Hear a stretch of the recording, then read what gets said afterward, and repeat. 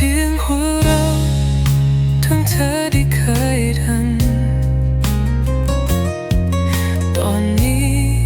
กลับกลายเป็นความเงียบนั้นฉันถามตัวเองซ้ำๆทุกวันเธอเคยเราฉันได้หรือทันหรือว่านี้ไม่มีความหมายให้หัวใจสลายจนกลายเป็นฝุ่น